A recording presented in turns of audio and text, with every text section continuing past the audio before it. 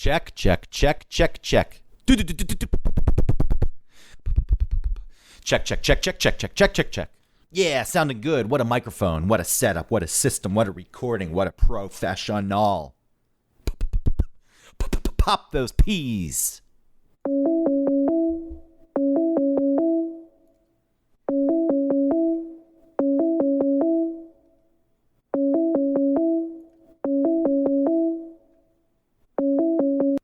Answer that shit.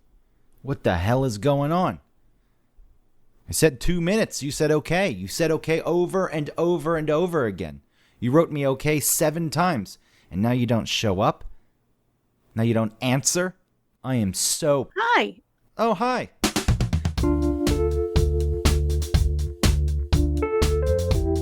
Welcome to One Topic, where we stick to one topic. My name is Autumn Fisher. My name is Greg Russ. And I have the topic for this week, Autumn. What is your topic for this week, Greg? That topic will be booze as an alcohol. Okay. Does that include being drunk? It can include anything. Okay. It's an overarching topic for the day. And the reason I wanted to bring it up was because I went to my cousin's last night and hanging out with her boyfriend, and he opens up this crate. I guess it was a crate. It was a trunk.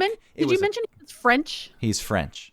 This sounds very French. The French boyfriend had a trunk. So it was like a big traveling trunk that served as the coffee table and had a bunch of, normal coffee table stuff on it, books, a candle, and then he just moved it all off and opened it up, and then there was a selection of liquors in there, and I thought to myself, wow, people actually get into this stuff to a level that I never really have.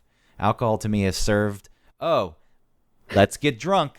Or, as I've gotten older, that has changed a bit, but it's still this is a social thing. We're going to go out and we're going to feel a little good after it's said and done. I don't understand the intricacies of all the different types of alcohol.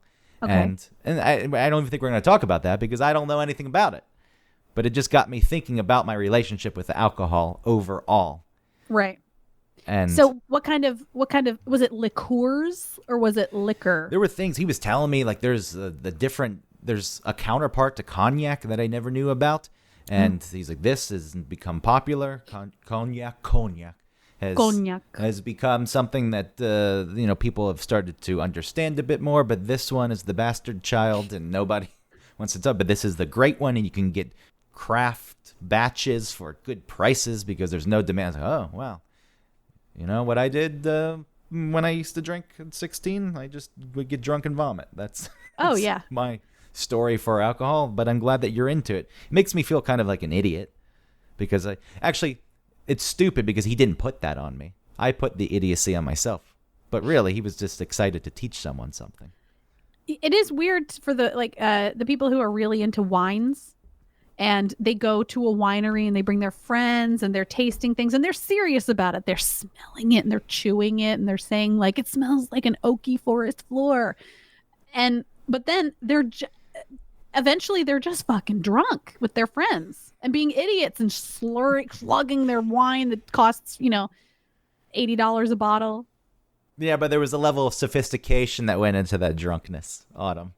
It wasn't. And then you think they're just throwing up. They're super, like, we've waited, 40 years for this wine to mature, the Chateau something Marmont, and then they're just throwing it up at the end of the night. Yeah, could you imagine someone's really excited about a very old bottle of wine and they drop so much money on it and then they throw it up? I would scoop it back out of the toilet and re-drink it. Filter it and I would think, no way. No way. This needs to be in my body. I just spent so much money on it. And I need to tell my friends that I had the bottle of wine from 1653. See, that's the problem.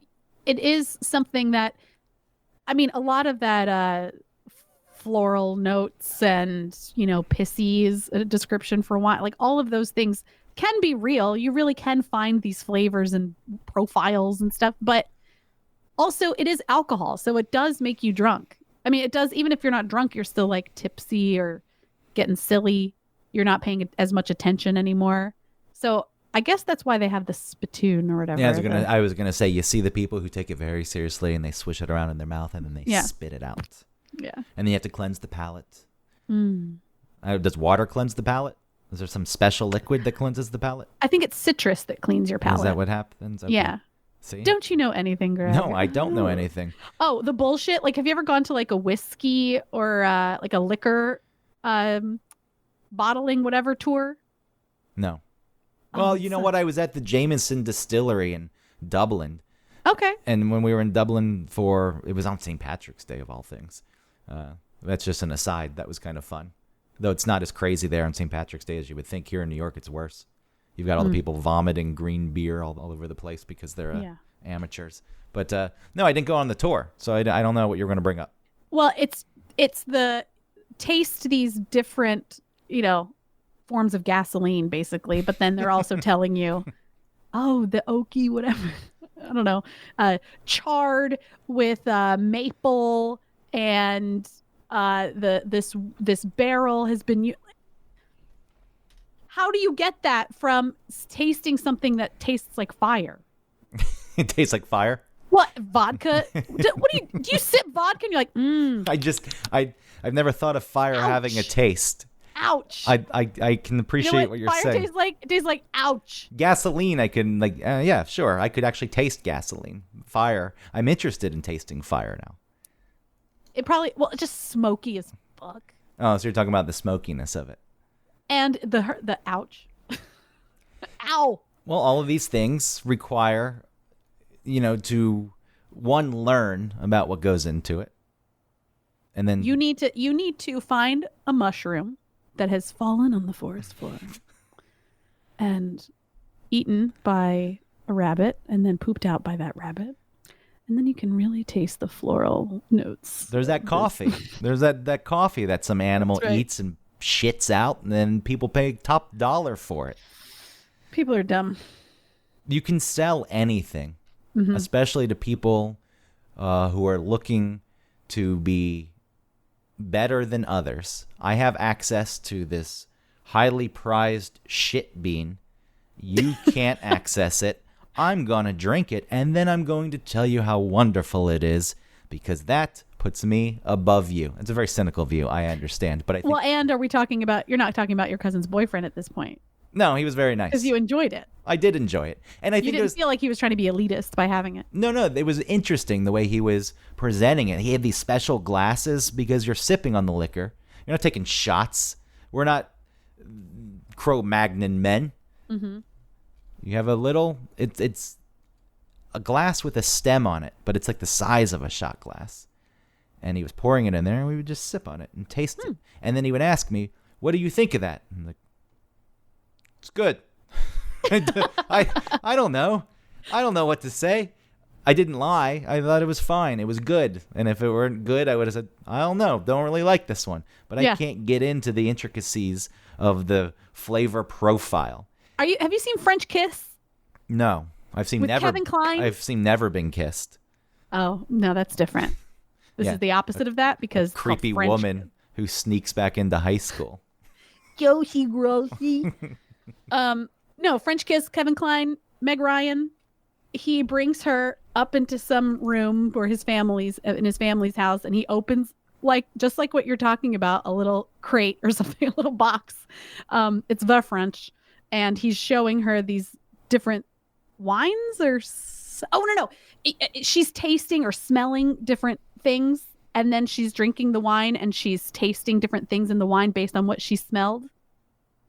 Yeah, so I haven't seen it, so I follow what you're saying.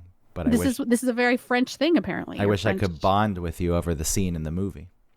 It's a great movie. I'll go watch it now.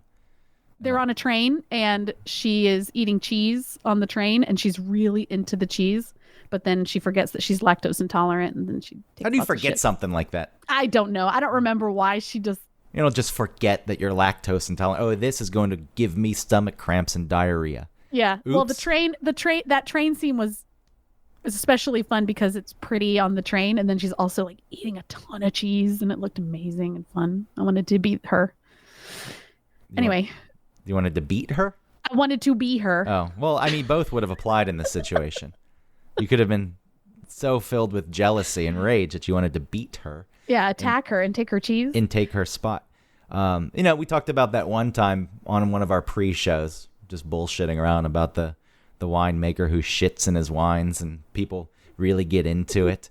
It's like before he puts it in the barrel, he eats acai berry. Is that how you pronounce it?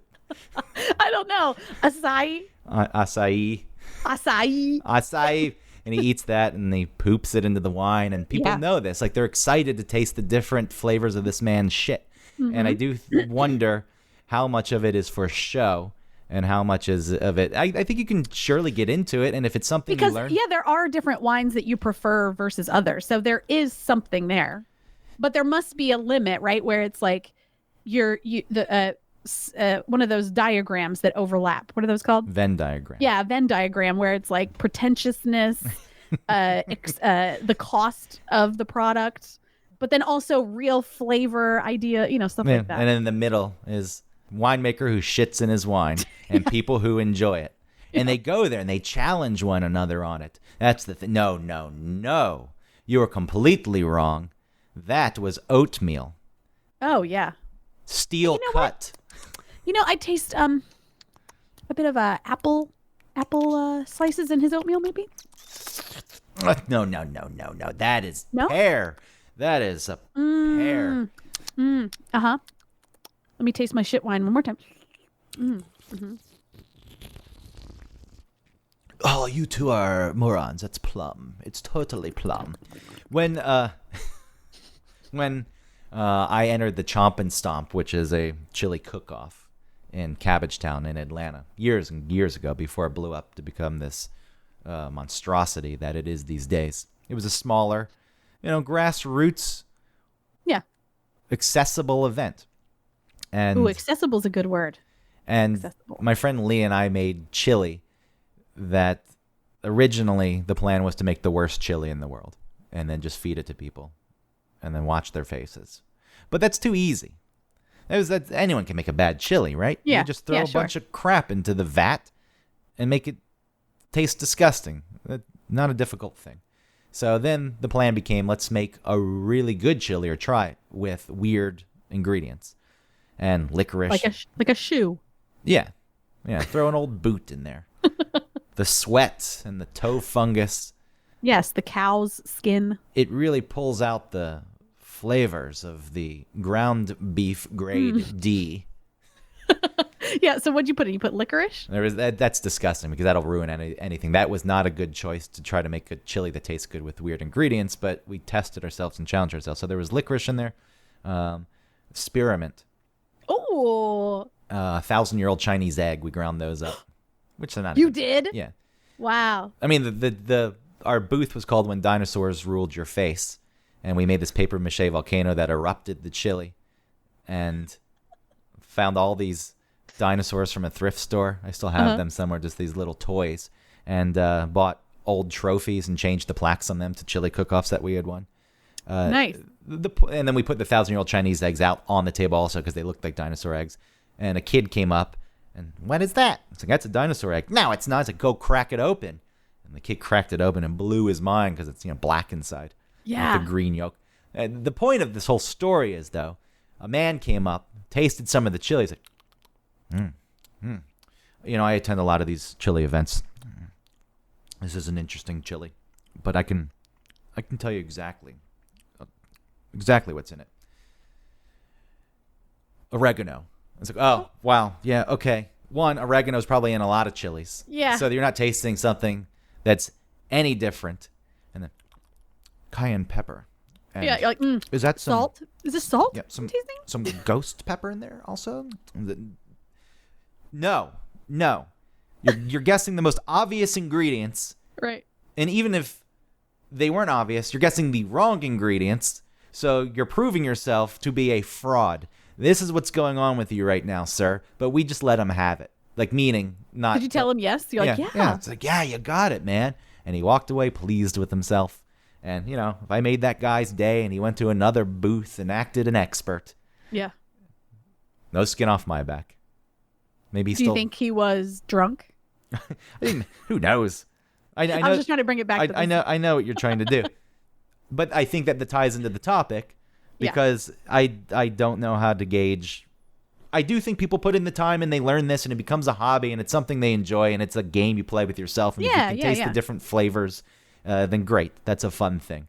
But the moment it suddenly lifts you to some level where you think you're above other people, get out of here. That's the problem. Just stop it. And realize. But then also the other side of that where you're talking about being 16 and just drinking as fast as you can to get drunk, like 0 to drunk as fast as you can. That's what I was gonna say. I was gonna tie into that because I want to talk about that. When I say get out of here with that, ultimately it's still alcohol, and you're still just gonna get drunk, just like you were when you were a kid. And when was the first time you got drunk? Well, the first time I drank is different than the first time I got drunk. The first time I got drunk was what started drink? What's that? Just what's the first time? Like when you say the first time you drank, was that just like with your parents? Like here, take some of this and taste it. No. It was with my cousins. We were at the beach with my family, and my cousins were older than me, and we had a bottle of Boone's Farm, and we were on the beach with it at night. Old Boone's. Yeah, and what do you think Boone's Farm actually is? Is it fortified wine? I said, where is it? Where's the old man Boone's Farm? Oh, Boone's Farm. Hold on. Let me remember my taste profile back then. Tastes like maybe North Carolina, but maybe the southern, closer to South Carolina, I think, region. Mm-hmm. The strawberries. The strawberries are from California, obviously, but it was processed in the southern part of North Carolina. Yeah, it's like the Pepperidge Brothers Farm. What is that? That's not even a real thing. Pepperidge Farm. That's not even a real thing. I tell people the Pepperidge Bros they own a farm in New Hampshire and they believe it. It's like, no, it's not. The Pepperidge Bros. Yeah, that's not even They real. hate each other. Anyway, we can go into a whole backstory of the Pepperidge Bros and the fight for the farm and the brother who got outcast and the sister who's never given a chance. But that's the sister-in-law who came in and tried to change everything. She had a seat on the board. Yeah, and then she got willed the farm, and the other brothers didn't know because it turns out she had an affair with the Pepperidge dad. With the dad. And Daddy Pepperidge. Daddy Pep. All right, so Boone's Farm, just some drinks on the beach like a mature adult. Okay, so we were on the beach, but the thing that I remember, there were two things that I liked the best about it was we passed around the bottle, and before we took a sip, we all had to say a poem. Just make up a stupid poem, because this is why I love my cousins. And there were people walking around and we were afraid we'd get caught. So my cousin Flip, he dug a hole in the sand and put the bottle in the sand and then threw his hat over it when people walked by. So people didn't see us drinking. Gotta hide it. And I thought that was so cool. And I don't even know, how old was I? I must have been, I don't know, maybe 13, 12 or 13 maybe. But then getting drunk, I don't think I was really, really drunk before this. I went out again to a different set of cousins, but cousins who lived in Athens because they went to UGA, and they were having this big house party and there were kegs and I didn't know anything about anything. And I was just drinking. And I really just wanted to look cool more than anything I wasn't drinking to be social like I would now necessarily. It was like walking around like you're in a Halloween costume. Like, look at me, I have a beer. Oh, I'm at a party in college. Look at me. I think I was 16. Yeah, it's like smoking a cigarette at that point. I'm doing it because it makes me look cool, because nobody enjoys smoking cigarettes from the get-go. No. It's just something you do until you actually start to enjoy it. I think drinking is the same to that extent, a bit. Well, the feel... Okay, well, you had Boone's Farm, so that's just like sugar water. Yeah. The smoking... Okay, the drinking gets you somewhere, right? You start to feel a certain way. So it starts out just a taste thing, right? Where you don't enjoy it. But then you are getting tipsy, and especially if you've never really had too much to drink, then you get tipsy pretty quickly, and then you don't really even notice anything, right? You just are drinking. Yes. What was your first drink? I mean, when you're a kid, and my parents actually did. I've seen my mom drink once. She just doesn't like alcohol. Oh. And my dad would drink rarely. So I wasn't even around that often. If it was, though, you ask a question, and I think it was maybe just a beer at that point. And was like, what's this? And it's like, that's an adult drink. You wouldn't like it. Like, man, I would. And then you take a sip. Like, and you think it's disgusting. Yeah. So that doesn't count as the first drink. I feel like I was 16. You kind of just drink what you can get your hands on, right? Definitely. So you raid parents' liquor cabinets if there's beer in the fridge. There was a gas station that we found out. There was a real hellhole that would sell to us. I don't know who figured that out. So at some point in high school, we were able to buy it. But I think, I can't remember the exact first drink. All I know is the first few times ultimately all led to vomiting. That was the path every single time, because nothing I drank I liked. I didn't like the taste of beer at that point, and this is Bud Light. I thought that was disgusting. Yeah. The liquors, so you make a choice. Like, all right, with the beer, I got to drink more of it. I don't really like the taste of this, but I like the taste of that more so than vodka. But I can take less of the vodka and just get drunk quicker, because that's all it's about. At some point, there's Goldschlager. We were at this girl Shiona's house, and she lived across the street from the tennis courts. And if anyone knows who this is, her parents did not know. This is so far in the past, it probably doesn't even matter. But it was, her parents, they were just there hanging out. And then we went behind the tennis courts, and someone had this Goldschlager. And it really creeped me out that there was gold in it. Yeah. You drink that? I remember people drinking Goldschlager. I thought it was so weird. It was so, like, there's gold in it? Do you drink the gold? It's gold leaf, but I still think it's a very strange thing to consume. Yeah, it's fancy as fuck. Yeah, for a very cheap as fuck alcohol. Yeah. That's just straight up. Especially as a kid, it seems like gold is like the most precious thing that you could actually get your hands on.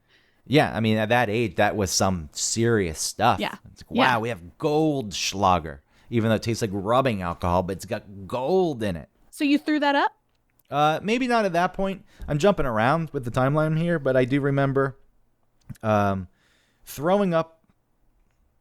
At some point, I wound up at my ex-girlfriend's house in her bed. She was a year older than me. So I was a senior in high school. She had already gone to college. Her parents were out of town. I woke up the next morning in her bed. She'd been gone. I don't even know how I got there. That was like far away from wherever we were drinking. And she was with you though? No, she wasn't there. Her sister let me in. Oh. It's like, I'm just going to stay here and sleep in Emily's bed because I miss her. Oh. I'm drunk. Where were your parents? How did did you tell them you were spending the night somewhere? I'm drunk and I need to throw up and then sleep in Emily's bed. My parents, yeah, I'm sure I lied to them. Okay. I don't know what I told them, but I'm sure there was a story. I'm staying at Larry's tonight. Larry's, yeah. So you found your girlfriend's house who was away at college and spent the night in her bed. Yeah, so her parents were out of town. And then I reached out to her sister. And it was some way to... How'd you get there?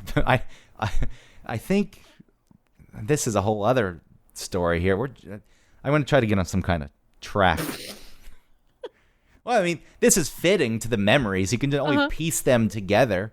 There was some point I was at another friend's house and I just chugged as much beer as I could and then walked into the kitchen and it just shot out of my mouth in form of vomit.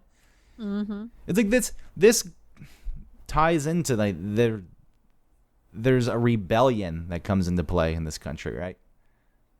With kids and alcohol. Mm-hmm.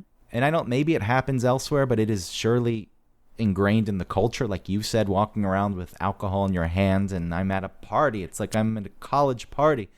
And this is something people strive for. And you think about how stupid you are quite often in those situations. Because you ask me how I got there, I think I was with my friend Kent, who drove, and he was drunk also. Because I remember some song came on. It was probably Boston, More Than a Feeling or something. Yeah. And then I was like pounding on the dashboard, like playing drums that didn't match the song at all. It's like, da-da-da-da! And then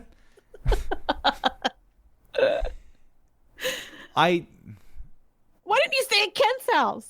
I don't know where he went. Wow. I don't know why any of this stuff was happening. Yeah. Isn't it crazy to think about back then and how you're just flying? You know what I mean? You're just going. Yeah, and you don't think anything bad's going to happen. Yeah. But something bad could happen. And I think back on that now, and I think of kid. What do? You can try to teach them to drink responsibly. But still, even if you do that, you're in a situation like, this is what we do. Yeah. And all the dumb stuff. Go ahead. I feel like you. No, you're right. I remember one time my dad said, don't drive drunk. But then he was like, there's a difference between tipsy and drunk. It's like, totally, Dad. You're right. Yeah. Thanks for putting that out there. It really kind of helped, actually, because there was an honesty to it. You know how, like, we were kind of raised with, like, no drugs ever, or else you'll become, homeless, drug addict on the street if you smoke just like a little bit of this marijuana, and we found out that's not true. And it kind of ruins you for everything. So it's kind of the same thing where it's like, don't ever drink and drive. It's like, yeah, you probably could drink and drive. Not like what you're talking about where you're super drunk. And I'm not condoning drinking and driving, but we do need to have like a little bit of honesty and say, listen, if you're out at dinner and you have a glass of wine, don't then call an Uber. You can drive home. It's fine.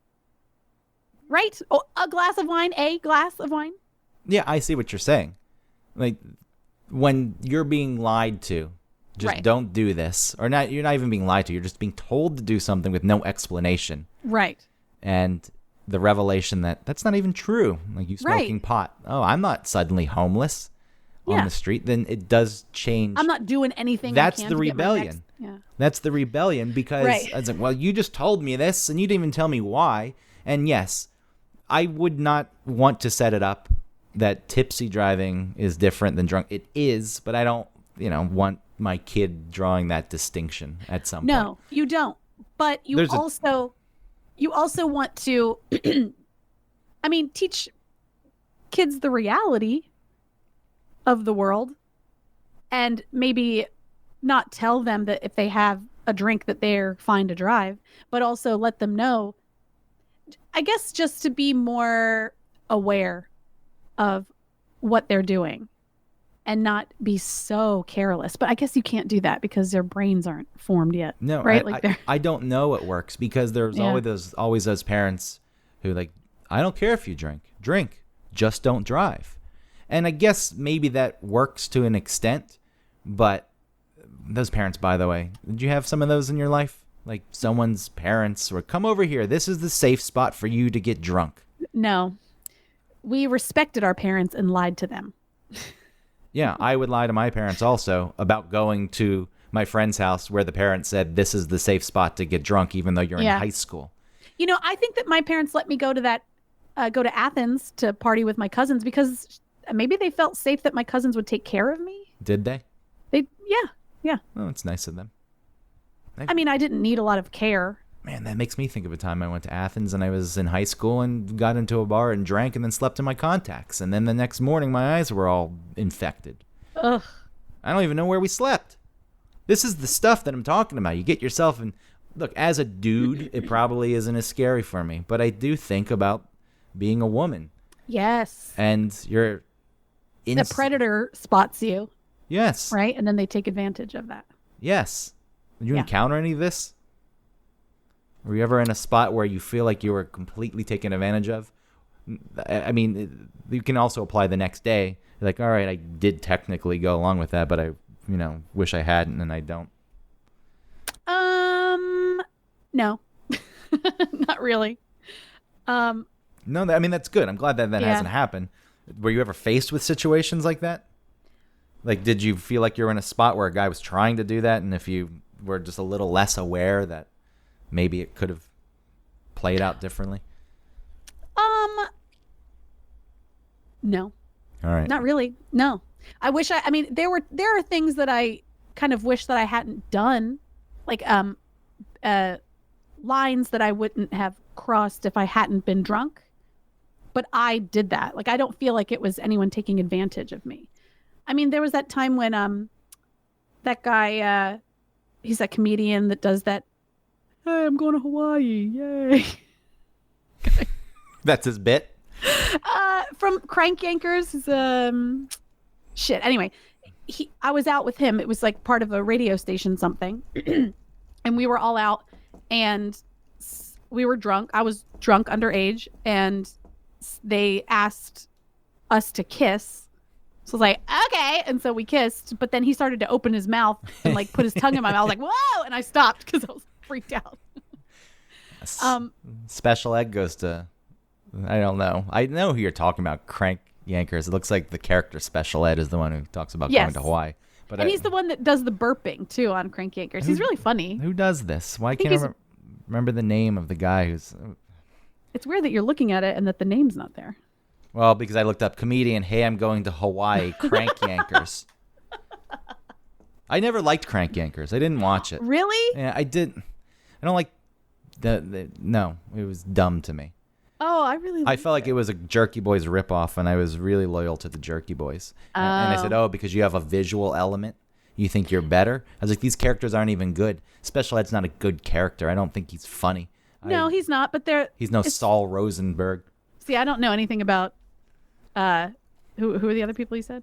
Oh, Jerky Boys. I don't know anything about them. Jim Florentine is his name. Oh, yeah, that guy. But yeah, so he stuck his tongue in my mouth. And so I feel like maybe that could have been a time where I was like, okay. And then who knows? He's still... Alcohol, no excuse. I'm not saying that if he were completely sober, he wouldn't have tried to stick his tongue in your mouth. He probably would have. But I've never viewed alcohol as an excuse for bad behavior. I was drunk. No. No, sorry. It might be the reason why something happened, but you can't then say like, well, I have no culpability because I was drunk. Yeah, people like to pull that excuse, though. Yeah. Quite often. I treated a person like shit because I was drunk. Okay. How do you feel about the next day after drinking? Not just the hangover, but do you feel a sense of shame after being drunk like that? No, I never felt shame. I assume that you do, which is why you're bringing this up, and I'm curious. The next day, I mean, how many times have we all done the thing? I'm never drinking again, and you mean it. You mean it. You sure do. I mean, there was one time I was drinking Jaeger the night before, which early on, this was something... We talked about licorice flavor in the chili, which being disgusting. I don't know why Jaeger proved to be an easier shot to take than other liquors. Yeah, it's not. Liqueur. It's horrible. But it's like made of deer hooves or something. Yeah, it's right out of their hooves and butts. It's made antlers. But that was one where I vomited in the shower the next day. Oh, and I said, did it smell like it? And I said, I'm never drinking Jaeger again, and I haven't. That was when I was 22, so I've stayed away from that. But obviously, the alcohol in general, it's like, I'm never... just kidding. See you tonight. There are those strong flavors, though, like a Jaeger or tequila, where people are like, I can't do it again, because they do have like a strong presence, you know? Yeah, and it ingrains itself in your brain, and your brain's like, poison. Yeah. Never go near again. I love tequila though, but mostly in the summer. Do you I feel get like wild? In the hot... Are you one of What's those? that? Are you one of those people who gets wild when you get tequila drunk? Well, tequila is an upper. It's the only one that's an upper, I think. Yeah, I mean, people get on the bar and they rip off their clothes. Woo! A lot of woos with tequila. Oh well, any girl who's drunk is wooing. Woo! Where does that come from? Animals. We're fucking animals. Yeah, when you get drunk, you expose like your inner self, and people are just filled with woos. That's what they boil down to. Woo! All those Girls Gone Wild videos are all just woo! Spring break. 2002. What's really in your head? Woo! Okay, now you know to stay away from you. You have no thoughts whatsoever. Oh, speaking of idiots, what about people who do like butt chugging? Like in college. I never came across those people. I don't see the point of it. I guess I've never come across them. I don't know. I didn't. You said in college as if this was a common occurrence.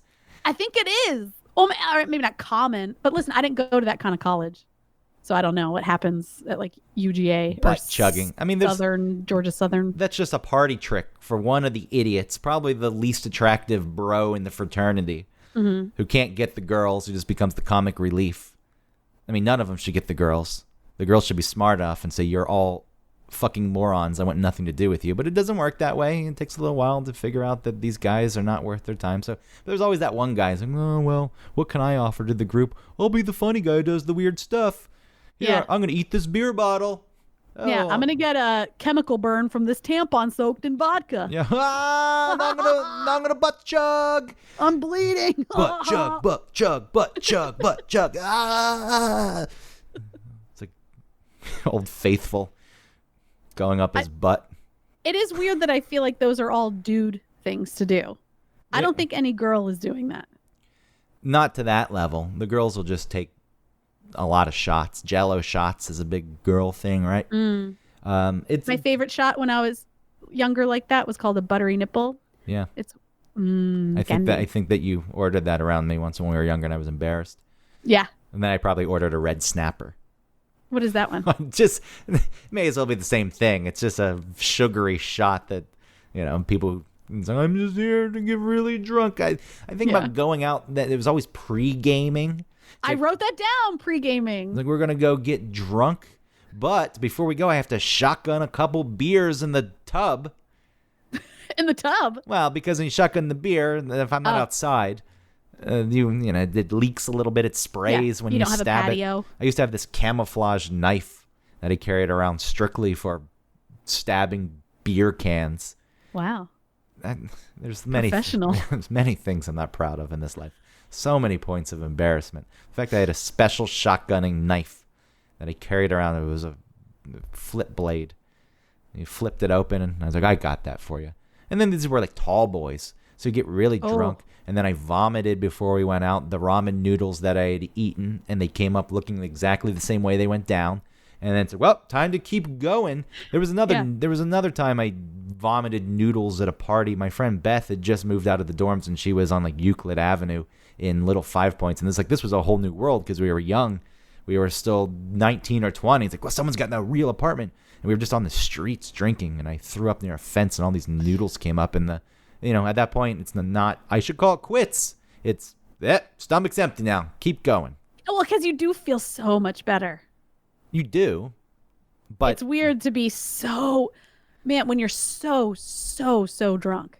I haven't been that drunk in so long. Like, where not just the room is spinning, but like you just can't, you need to be, it's almost like you need one more drink to really incapacitate you because being conscious is too much. Or like when you do that thing where you look with one eye when you're drunk because like too much stimulation, like I can't process both eyes. That's when you just need to be knocked out. Yeah, say just one more. Send me to the land of unconscious bliss. Yeah, I can't handle it anymore. We're purposely trying to knock ourselves out. Well, that's when I throw up. So that's when I don't. Okay, I think I've thrown up once.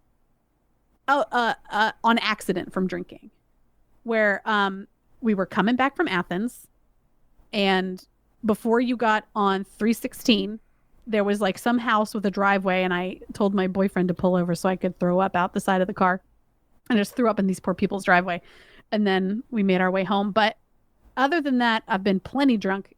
But it's been that drunk that I'm talking about where it's like, I can't handle this world. And so I stick my finger in my throat and throw it up. Like, oh my God, I can handle this. And that leads you into the next day, the shame, because I want to know about the shame that you feel after a day and why. Where is this coming from? Well, and it's changed. First of all, when you first start drinking and getting hungover, you don't know what hangovers are. Think about the hangovers you had when you were younger and the ones that you have now.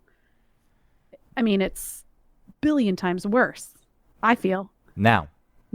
Yes. But so the shame has built, and not just to say, what are you doing? Why are you getting that drunk? It's so stupid. Did you really have fun near the end? You were just too drunk. And then it's like, and you're 30-something years old. You haven't perfected the drinking yet. What's wrong with you? Yes, this is unacceptable adult behavior. What is this? More like, I thought you had, it's like the part of your brain, like, I thought you had this under control. I thought you had, not the drinking, but just like managing something like that. But you still went crazy. What's wrong with you? Yeah, you let yourself down in a way. And then you're like, I'm not going to do this again. But even So last weekend I went out on Friday and I got drunk. And I feel like it was only 5 beers over the course of maybe 5 hours. It wasn't an insane thing. But the next day I was feeling it. Really? I was feeling it to the point where you knew that I was feeling it. You texted me like, "What's going on today? You seem off." It's like, how? I didn't even know this. I know we had fun combo, and I still knew. And yeah, it was just through texts, and you're like, something's off. I was like, yeah, I'm hungover. You sensed it. So yeah, they certainly do take hold more than they used to. It's just your body though can't process. You're getting old. Yeah, your liver doesn't. I looked it up that they don't have the enzymes to metabolize the alcohol as quickly or enough enzymes. I don't know. So it hangs out in your system a little bit longer. Mm-hmm. Yeah, it's interesting how drinking changes though. Well, hopefully, because when you're younger, obviously it's a social thing, but it's like I just gotta get blitzed. That is the point of this. I mean, there were times I would watch movies. I'd be alone, and I just want to get really drunk. When I lived on Collier Road in that studio apartment, I would go buy Mickey's malt liquor and the little grenade bottles, and then I would put them in a small cooler next to my couch, and I would watch a movie like Dazed and Confused. The reason they were in the cooler is because I didn't want to stand up until I'd watched the whole movie and drank many of them. So then when I stood up, it's like, whoa! Wow. This is not good behavior. It's setting yourself up. Luckily, I didn't take to alcohol that way in the sense that I loved it. I liked getting drunk, but there was never the point. It's like, I absolutely love this, because if that had happened, I'd be an alcoholic. Yeah. And as you get older, it's still a social thing. And I think one of the things that's interesting is as you grow out of that phase of just going out to get completely drunk and you're just hanging out with friends, I like the fact that I would get drunk and be open. I'm like, I'm going to be open with this person and connect with them on a level and like expose my true feelings. Right. It was a key to a lock. Yes. Which, sure, we all do that. Then there's embarrassment, emotional hangovers the next day. Sometimes like I said too much or. Yeah. But I really enjoyed that. And once I got to the point where I realized I could have those conversations with people and actually express myself to them without alcohol, the need of it has kind of died off completely. Like, there's a real validity to going out and hanging out with someone without drinking. It's still fun. Yeah. The other night I went to the bar right around the corner from my apartment, the German restaurant, and I was going to have a liter of beer, which is like 2.5 beers. It's close enough to that. And then that was going to be it. I was reading a book. It was a nice night. I'm not going to get too drunk from that, but you get a buzz going. And then I was walking out, and the people who work there, who I know because they're right on my block, and they always say hi to me when I walk by, they were having a conversation, and then I decided I want to stay and talk to you more. Then I ended up having another liter of beer. Yeah. And then I was drunk. But so it still serves a purpose. Like once you're in it, and it's like, well, I'm here. I guess I didn't need to have that second liter of beer. Yeah. But it was a nice thing to sit there and have this and talk to these people about it. So, it still does serve that purpose to an extent. I just don't think it's as needed as it used to be for me. Right. And in an innocent way, there must be something communal about drinking together. I mean, obviously you're together and it's like the lubricant in a conversation. But I feel like drugs sometimes are done right? I feel like there's a lot of like communal drug taking. So I wonder if there's something about like getting out of your reality, but with a group. Yeah, it's a bonding experience. Yeah. And I think alcohol is certainly more social. Because if you didn't have that next liter and you just ordered like seltzer or something, it wouldn't they wouldn't, you're not hanging out with assholes who are like, oh, you pussy won't drink beer. You would have been fine. But you still felt the urge to order another one. It just seemed fitting. And it was like, this is what this situation calls for. Yeah. And there's a place for that. Like that's the place. It's like we're going to But where is not the place is when you're see that at least made sense. You got drunk, but you weren't so drunk and then like, let's get another one. No, my friend Matt is like that. Yeah. Matt, I think he sits inside way too much. I think that he gets lonely. And when we go out and drink, he's enjoying it so much. Not even necessarily getting drunk, but that's just the vehicle he's using for socialization. And you get to the end And like, I've had 3. I'm done. No, we're going to get another. Yeah. I mean, last Sunday we went to a movie, and then afterwards we were going to get a drink, and I said I'm going to have 1 drink. That turned into 2 drinks, and then I said I'm done, and he ordered the 3rd, and I said, okay, you're here on your own, and I got up, and then he canceled the order. But he's not pressuring in the way that you're talking about that some people are real assholes about it. Yeah.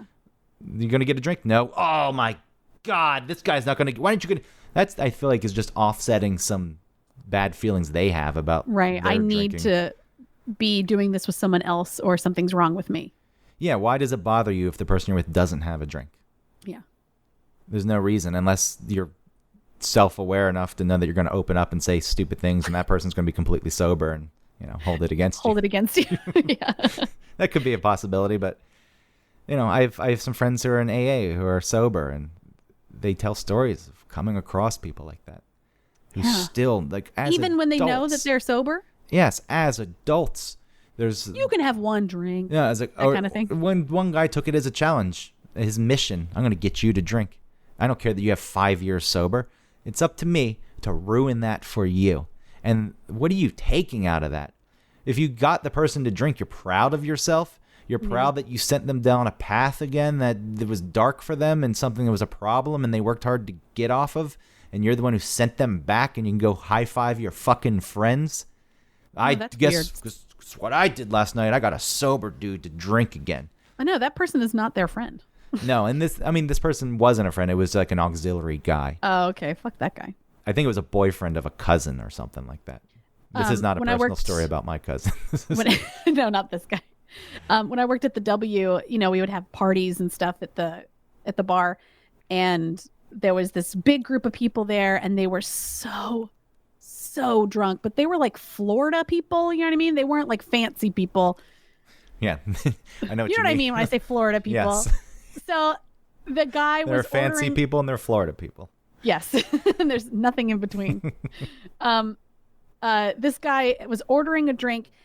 I think he dropped his credit card on the ground or something, and we had a marble bar top, and he bent down to pick up the thing, and he slammed his forehead right on that bar so hard. And it wasn't funny. I mean, it was like the way that he looked afterwards, it's like traumatized me to see him like that. I was very worried about him and like his girlfriend wasn't there. He looked like someone shot him in the face the way he acted afterwards, stunned and like stumbling, and it was really scary. But you know what he did? He just kept on going. He just kept drinking. Like he felt no pain. Yeah. He didn't care. He wasn't concerned. He was like, I'm fine, And what are you proving at that point? You just hurt yourself. Head injuries.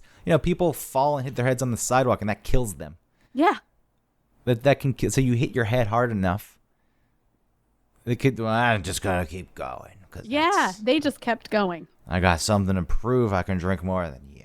Yeah, that really scared me. That was seeing someone that drunk scared me. I don't know why it scared me, but it did. It was like, oh no, this isn't. No, because this is no longer fun. No, they're in a dangerous situation. You saw them already hurt themselves. Yeah. And keep going. How old were these people, if you had to guess?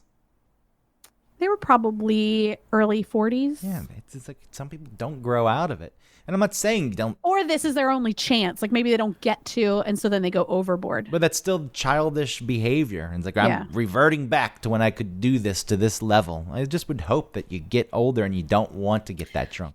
It's the same thing. Like, I mean, I've never been like this, but I want to go somewhere and talk to someone, to the people I'm with. I don't want to go somewhere and just have it be loud. Do you know what I mean? It's the same thing. It's like, I don't want to go somewhere and just get obliterated and then have dumb conversations. I want to have like a little drinky and then have fun things that I remember what we said and enriched my life. That's why I love manuals in Atlanta, because there's no music. You can have nice conversations there. That was one thing I never liked. I never liked a loud bar. Even the other night, I was out with my friend Andrew.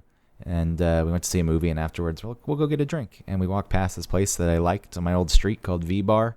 But it was so loud in there, and it never used to be loud. And I said, screw this. And we walked down to a quiet place because, I want to have conversation with people too. It's I no reason to go shout. I'm not looking to get laid. Like, I think that's what that is. Like, let's just get drunk and let's just get laid. Doesn't matter what anyone says. Else, why is the music that loud? What are you doing? You're not connecting with people on any emotional level. Yeah, I don't know what the point is of it being loud. Maybe it's to distract you from why you might be drinking. I mean, that's the point of alcohol, is to distract you of why you might want to drink. And it's like, I got to distract myself from this alcohol problem. What can help me with that? Alcohol will help me with that. DJ saved my life with this. I do feel for alcoholics. I mean, I feel for all addicts, but the fact that it's so readily accessible, it is everywhere, and I don't know how you don't drink. If you walk to the store, it's there. You go to a restaurant, it's there. If alcohol is your drug of choice, it hits that spot for you. Mm-hmm. How do you stop? Well, I think in the beginning it feels like that. But then as you get more and more time between you and the drinking, you realize, like, oh, my life is really easy and great. I don't have to worry about all these things that came with the drinking. Yeah. But then the other side of that is like, my life is fine. I could have one little drink. It's okay. Like, I'm not going to go crazy. Look, I wouldn't ruin this whole thing. And then it's off the cliff. Yeah, that's why you have to be very careful about it. That's why you have to stay in a program, whether it's, whatever it is. You need a support system around you. Yeah, complete abstinence from drug of choice, I think. Some people think overall, all mind-altering substances. We don't need to talk about that now. I think it's drug of choice because there's certain things that hit a spot and there's certain things that... And some people can have more than one. Yeah, and some people do. Yeah. Some people are just addicted to getting fucked. Yeah. But you're right in the sense that it's just that period until you get far enough away from it that I don't know how you resist it. When I quit smoking, it was very, very difficult until it wasn't. I know that's stupid, but you get to some point where you're far enough away from it and like, well, I've spent this much time not smoking, and if I were to have a cigarette and ruin that would actually make me feel bad. And then I had anxiety dreams where I smoked a cigarette, and then I would wake up and say, thank God that's not real. Yeah, people have those about drugs. And it actually stimulates the system in their brain that was stimulated by the drug. And they feel like they've relapsed. Yeah, and then, if you're serious about your recovery, that's scary. It is a nightmare at that point. And you wake up and you're like, oh, thank God that's not real. It's like when I was a kid and I had dreams about my grandparents dying. It's like, oh, thank God that's not real. Yeah, I've had that too. Those are my parents, though. And now they're dead. All but one. Oh, are you in your nightmare? Well, I tried to wake up. Guess not. This is reality. This is it. I'm Welcome. sorry, Greg. Yeah. So I think there were some other things, but I'm a jerk today, Autumn. I have to wrap up our show. I know you have a heart out. Well, I got to go see my friend Tony, who's deteriorating in his old health. He's like 80, and he apparently can't use his hands anymore, and he can't speak. And I'm going to meet my friend Jen. We all used to work together, and we're going to go to his apartment, and I'm not looking forward to this, but I mean, I'm not looking forward to it in the sense that it's going to be sad. I'm looking forward to it in the sense that he's got to be having a very difficult time at this point. And maybe having people show up and be there and show that they care. So, that part I can get into. The part that I'm making it about myself. It's like, I don't know how to deal with that, but it's not about me. No. But, I mean, you're still allowed to feel that. Yeah, maybe I'll get some alcohol. Yeah. In my system. Just pregame before you go. Yeah, I feel like this one's ending abruptly because of this. I apologize for that, for anyone listening. And we like to at least have a more defined yet awkward out for the show. I did write rosé and romantic movies in here because I'd like to buy a bottle of rosé and watch romance movies on my couch. It's something that I do quite often. That's so cute. Yeah, that's a nice thing. And then this doesn't matter because it was on early on, but the first time I had red wine, I thought it was disgusting, and I put ice cubes in it. Oh, that does, for some reason, instantly make it sweeter in my mind, but it can't. I don't know why I thought that. It was still gross. Yeah. I couldn't do that. The drunk, Just chugging some Carlo Rossi. yeah, the drunk driving thing. I've had some more stories of that, which was the stupidest things I've ever done. Yeah. And yeah, I think that sums it up. I was going to tell you the last time I actually vomited, though, because there was so much talk about vomiting. Was Sure. I think it's been probably at this point 13, 14 years since I've thrown up from drinking. I did throw up once from pomegranate juice. I don't know why. I bought that palm juice. Yeah. And something about that bottle, as soon as it got in my stomach, my body rejected it. Really? Like immediately. Wow. It was in there. I was like, what? So, hasn't been that long since I've thrown up, but from drinking. It's been quite a while. I'm proud to say. I don't remember the last time. I mean, the last time that was memorable that I threw up. I had been drinking at work, and then because I worked at the W at that bar, and then I went out and drank at Elmire. Oh, and yeah. Then I drank some more at our friend Michelle's house, and then just she like definitely nailed. She came out to the car. She's like, "Here, take these with you." Like we were drinking, and so to take home. And then later she's like, "Why did I give you beers on the way home?" Yeah. So yeah, I drove back. I was crying. I couldn't, and I was throwing up in the toilet at home. And these were the best days of your life. Ugh. There's a picture of me super drunk during that time that my mom has framed because I'm laughing really hard, and she just thinks it's sweet. And I'm like, Mom, I was so drunk. So drunk. I want to see it. I'll send it to you. Please do. All right. Thanks, everybody, for listening. Go get yourself a glass of rosé and turn on the notebook and think of Greg. Bow, bow, bow.